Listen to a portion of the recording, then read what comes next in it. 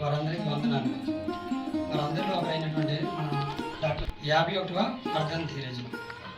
ఎవరది ఆయన? ఆయన ఒక ప్రముఖ విద్యావేత్త. మన భారతదేశంలో విద్యారంగంలో ఎంతో కీలకమైనటువంటి విద్యారంగం ఎంతో కృషి చేసినటువంటి ఎన్నో సేవలు అందించినటువంటి వ్యక్తి.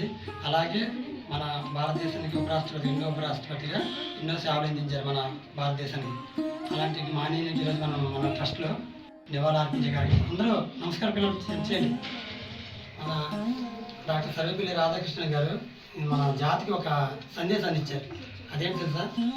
మార్చలేని గతాన్ని గురించి ఆలోచించకుండా చేతిలో ఉన్న భవిష్యత్తుకే శ్రమించండి అని. అటువంటి గొప్ప వ్యక్తి మన డాక్టర్ సర్వేపల్లి రాధాకృష్ణ గారు. అందరూ నమస్కారం చేయండి.